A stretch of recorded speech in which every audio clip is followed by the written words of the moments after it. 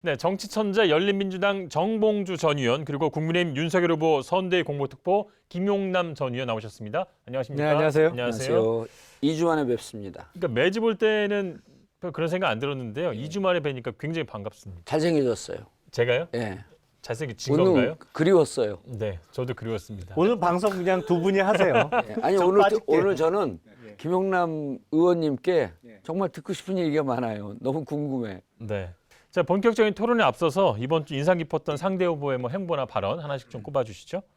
저는 사실 개인적 경험인데요. 이재명 후보의 집요함을 꽂아봤습니다. 네. 지난주 우리 방송에서 제가 해경군 김치 사건을 언급을 했잖아요. 네. 사실 이번 주 라디오 방송을 하러 갔다가 앞뒤로 생방송을 이재명 후보 다음에 제가 들어가게 됐어요. 아, 마주치셨겠네요. 그래서 마주쳤어요. 그래서 네. 오랜만에 뵙습니다. 그리고 인사를 드렸는데 그 얘기를 하시던가요?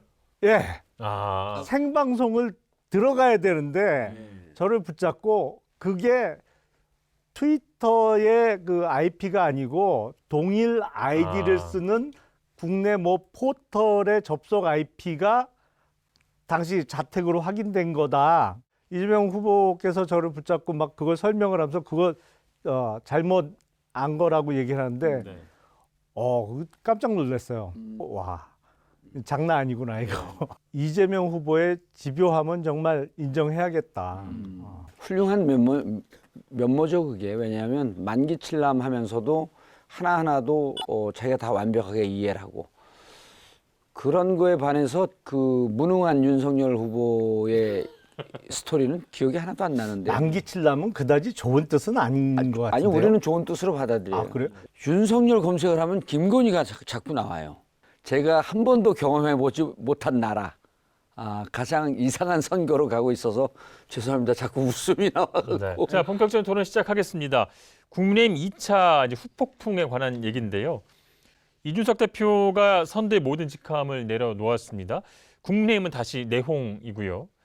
이 대표와 윤 후보가 선대의 문제를 봉합했던 울산 회동 이후 불과 2주밖에 지나지 않았습니다. 아주 이례적인 상황인데 어떻게 보고 계십니까? 이례적으로 보고 있습니다. 근데 저는 시체말로 얘기하면 공짜 점심이 제일 비싸다. 공짜가 제일 비싸다 이제 이런 네. 얘기가 있는데 6월 그 10일인가요? 그 당대표 10일인가 11일 날 당대표 되면서 2030 이대남들의 지지가 올라갔고 20대 30대 지지가 확 올라가고 호남에서도 많이 올라갔어요. 그게 너무 공짜 점심 같았어요. 그러니까 그거에 따르는 후과가 너무 큰데 이제 저는 그 심리적으로 보면 이것도 기존에 뭐가 눌려 있던 게 같이 폭발한 거거든요. 이번에도 울산께 해소가 안 된 거예요. 그게 같이 터진 거거든요. 그렇죠. 예. 폭탄주 들고 나르샤 했잖아요. 부산인지 울산으로.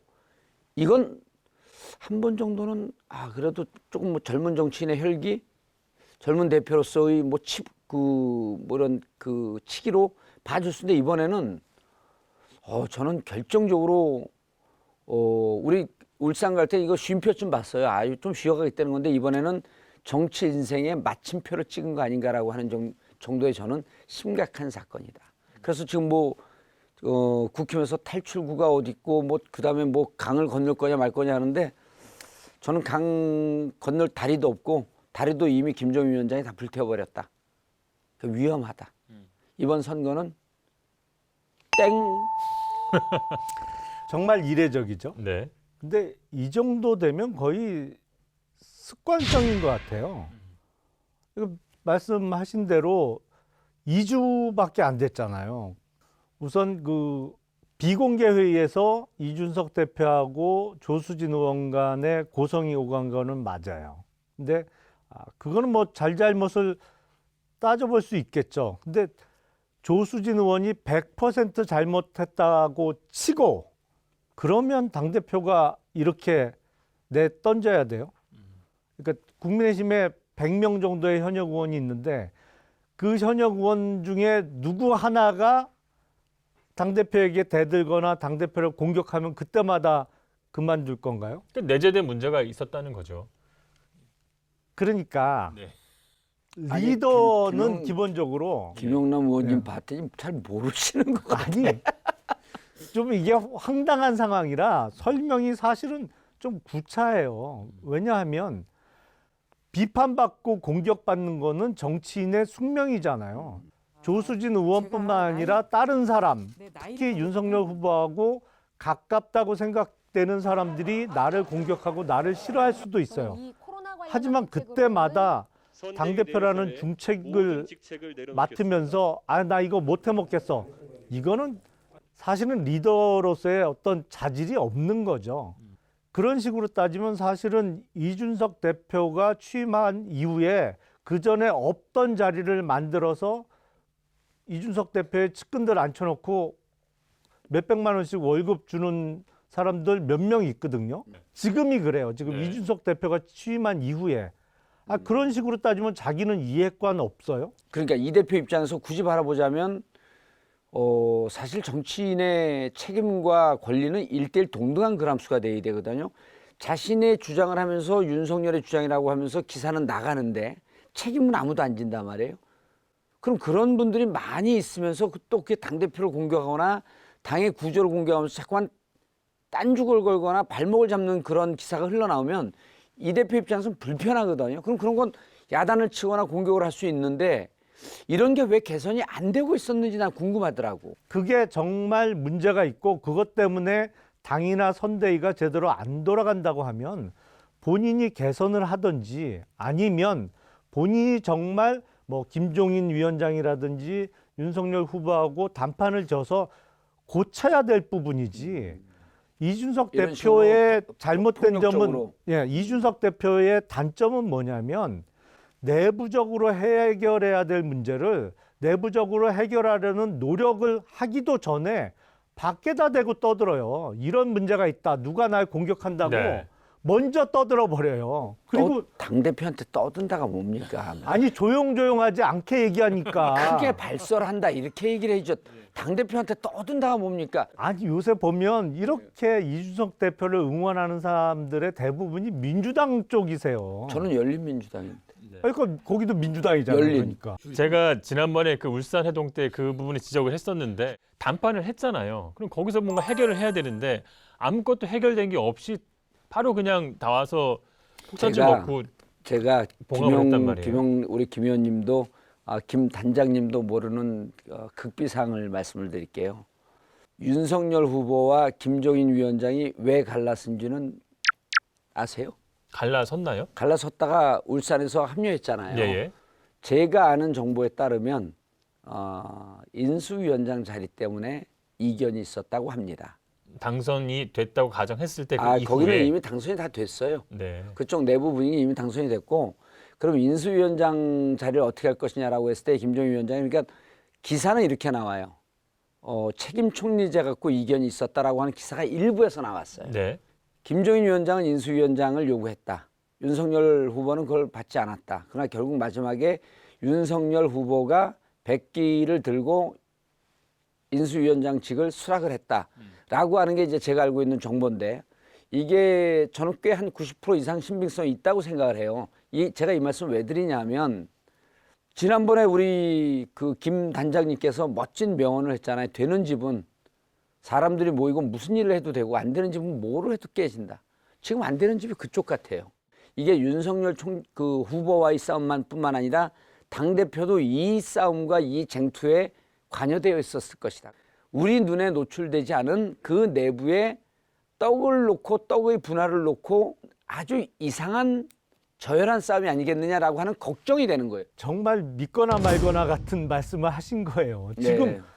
전혀 상식적이지 않잖아요. 상식적이지 않은 아니, 일이 그 당에서 벌어지고 있어요. 아니 그걸 자꾸 상식적이지 않게 보이게 하려고 지금 덧칠을 하시는 거죠. 아니 그러고 그게 있어요. 말이 돼요? 김종인 위원장이나 뭐 이준석 대표나 한 번 정도 집에 가서 들어누우시고 이 선거가 끝나면 물론 복귀한다는 전제하에 그러면 저희가 이길 겁니다라는 말씀을 드렸어요. 그러니까 그게 두 번째. 너무 빨리 온 거죠. 이 두 번째는 너무 빨리 왔어요. 그래서 극복도 가능하다? 끝나고 제가 종이 한 장 드릴 테니까요. 민주당 입당원서 쓰세요. 받아줄게요. 안 들어가요. 그러니까 선대위 내부의 어떤 뭐 권력 다툼일 수도 있고요. 어떤 대표 개인의 문제일 수도 있는데 이렇게 정리를 해보고 두 번째는 이준석 대표도 언급을 했지만 그 선거 전략의 문제잖아요. 그래서 이제 새시대 준비위원회에 합류한 신지혜 수석 부위원장 관련해서 사실은 이분이 뭐 녹색당에서 서울시장 후보도 나온 분이고 굉장히 진보적인 이슈를 주장해온 분인데 국민의힘과 어떤 교집합에 대해서는 어떻게 생각하세요? 같이 하고 계신 김한길 위원장이나 네. 박주선 전 의원, 김동철 전 의원도 사실은 무슨 교집합이 있어요. 그런데 대통령 선거라는 큰 이벤트를 앞두고 윤석열 후보 내지는 국민의힘이 스펙트럼을 넓혀가는 거죠. 어떤 젠더 갈등이라는 측면에서는 사실은 이준석 대표가 어느 쪽의 극단에 서 있는 면이 분명히 있어요. 그러면 아니 이쪽도 있어야 될 거 아니에요. 그 신지혜 부위원장도 어떤 면에서는 또 페미니스트로서 극단에 서 있다고 볼 수도 있는 거죠. 사실은 윤석열 후보가 양극단을 잘 아울러서 데리고 갈 수 있으면 네. 우리나라의 어떤 갈등도 조절할 수 있다는 걸 보여줄 수 있는 거예요. 그런 면에서는. 하나만 여쭤볼게요. 신지혜 그 씨 영입에 대해서 사전에 김한길 위원장이 영입한 걸로 알고 있는데 사전에 당대표하고 그 한 번도 상의가 없었나요? 그 언지를 받았다는 거예요. 아무리 선대위 체제라고 하더라도 상임 선대위원장이기 때문에 협의를 하거든요. 근데 제가 이번에 만약에 신지혜 위원장 때문에 저렇게 발견했다라고 하게 되면 통보를 받은 거거든요. 그러면은 저는 그 이준석 대표의 이 행태도 이해를 못하겠지만 그 전조가 됐던 과정도 정말 이해할 수가 없어요. 만약 이것이 이준석 대표 패싱하고 김정인 위원장 윤석열 후보만 알았다? 그럼 그런 상황에 납득이 가세요? 아니 납득이 조직상 예. 당 선대위와는 별도로 새시대 준비위원회가 꾸려진 것이거든요. 네. 그래서 그래도 큰 우산은 그리고 당 속에 있는 거죠. 신지혜 부위원장이 약간 애매하기는 합니다만 국민의힘에 입당을 한 건 아니에요. 예. 그러니까 새시대 준비위원회에 합류를 예. 한 형태죠. 그러니까 그럼에도 불구하고 그러면 선거 때 어떤 인사 한 명 한 명 영입할 때마다 당대표가 OX 쳐가면서 그걸 꼭 사전 결제 받듯이 받아야 되느냐 아니 이런 이제 문제가 제 있는 뜻은 거거든요. 그게 네. 결재라고 하는 게 아니라 입당은 하지 않았기 때문에 당대표 권한은 아니다. 근데 상임 선대위원장이잖아. 아니 저는 뭐 지금 조롱하는 것도 아니고 비웃는 것도 아니고 정말 이제 상식적으로 보면 그러면 지금 이대남으로 대표됐던 FM 코리아로 대표됐던 이준석 대표의 트레이드마크가 있는 거거든요. 그럼 이준석은 무엇으로 상징되지? 안티팸 운동을 하면서 이대남으로부터 적극적인 지지를 받았고 이런 쪽에 국민의힘의 위원을 확장한 이 공은 있거든요. 가장 중요한 것은 네. 이 선거는 이준석의 선거가 아니잖아요. 아니죠. 상임 그리고 선대위원장 아니에요. 이준석 대표가 소위 엔티 페미니즘의 어떤 영역을 넓힌 공이 있다면 그로 인해서 달아나는 페미니스트 입장에서는 도저히 이쪽을 지지하기 어려워지는 달아나는 표도 있는 거잖아요, 사실은. 그렇다면 여길 잡기 위한 노력은 선거를 앞두고 당연히 누군가는 해야 되는 것이고 그거를 자기 선거가 아닌데 후보를 위해서 그것도 감내하지 못하겠다? 자기 정치적 기반에 어떤 훼손되는 일은 절대로 참을 수 없다? 그거는 사실은 책임 있는 자세가 아니죠. 전 이준석 대표 생각에 동의하지 않는 부분이 많지만 만약에 제가 새시대 준비위원회나 국힘 선대위라고 한다면 저는 신재 씨를 영입 안 했겠어요. 저는 이준석 대표하고 하태경 의원이 얘기하는 부분에 상당히 공감되는 부분이 있거든요. 그러니까 이분들이 반대하는 것은 극단적 페미니즘을 반대하는 거예요. 근데 신재 씨는요.